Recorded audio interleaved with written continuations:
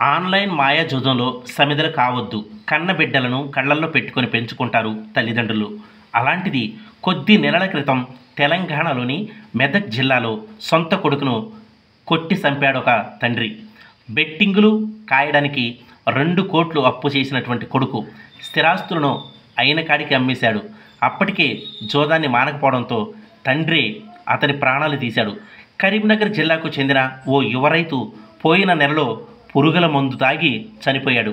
Online rummy బెట్టింగ్ల మత్తులో పడి 12 లక్షల రూపాయలు బాకీలు చేసిన అతను వాటిని తీర్చే దారి లేక తనను తానే కడతీర్చుకున్నాడు. 15 రోజుల కిందట ఏపీలోని గుత్తి రైల్వే స్టేషన్ దగ్గర నుజ్జు అయిన ఓ యువకుడి శరీరం దొరికింది. ఆరా తీస్తే కూలి పనులు చేసుకునే స్థానిక కుర్రాడు బెట్టింగుల కోసం లక్షల్లో అప్పులు చేసి చివరికి రైలు కింద పడ్డాడని తెలిసింది. ఉన్నతోద్యోగుల నుంచి రోజు కూలీల వరకు, గృహిణుల నుంచి విద్యార్థుల వరకు చాలామంది ఆన్లైన్ బెట్టింగ్లకు బానిసలవుతున్నారు. కన్నవారు, కట్టుకున్నవారు, కడుపున పుట్టిన వారిని అనాథలను చేసి చివరికి ఆత్మహత్యలు చేసుకుంటున్నారు. తెలుగు రాష్ట్రాల్లోనే కాదు, దేశవ్యాప్తంగా అనేక పట్టణాలు, పల్లెల్లో ఆన్లైన్ జోద క్రీడలకు సామాన్య జనజీవనం ఛిద్రమవుతోంది. కష్టపడకుండానే కాసులు కూడబెట్టాలన్న అత్యాశే మనిషిని జోదం వైపు నెడుతుంది. అక్కడ ఉన్న డబ్బంతా నష్టపోయి రోడ్డున పడ్డ జీవితాలు ఎన్నో ఉన్నాయి. వ్యసనాలతో సర్వనాశనమైన కుటుంబాల దయనీయ గాథలెన్నో ఊరూరా వినబడుతుంటాయి. అయినప్పటికీ ఆన్లైన్ బెట్టింగ్లకు ఎంతోమంది ఎగబడుతుండడమే విషాదకరం. ఇంట్లోనూ ఆఫీసులోనూ కూర్చొని గుట్టుగా జోదమాడే వీలుండడంతో పాటు సినిమా తారలు, క్రికెటర్లు, సోషల్ మీడియా ఇన్ఫ్లుయెన్సర్లు ప్రకటనలతో చాలామంది బెట్టింగ్లకు ఆకర్షితులవుతున్నారు. ఆ మోజులో తమ బతుకులతో పందాలేస్తూ నేరగాళ్లను పెంచి పోషిస్తున్నారు.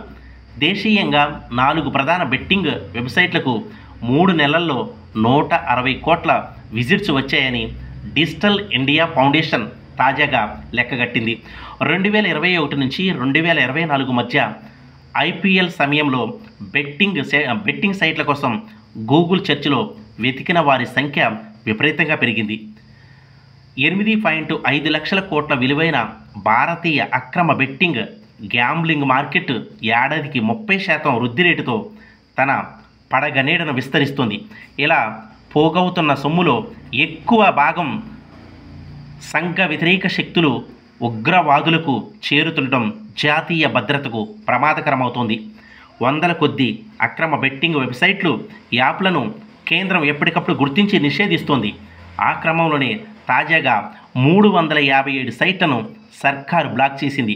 అయితే సాంకేతికతను తీవ్ర స్థాయిలో దుర్వినియోగం చేస్తున్న నేరగాళ్లు కొత్త రూపాల్లో మళ్లీ దందాలను కొనసాగిస్తున్నారు. అక్రమ వెబ్సైట్లతో పాటు ప్రభుత్వ కొరడా నుంచి తప్పించుకోవడానికి తప్పుడు మిర్రర్ సైట్లను నిర్వహిస్తున్నారు. అత్యాధునిక డిజిటల్ మార్కెటింగ్ వ్యవహారాలతో అనైతిక వ్యాపారాన్ని పెంచుకుంటున్నారని డిజిటల్ ఇండియా ఫౌండేషన్ నివేదిక ఆందోళన వ్యక్తం చేసింది.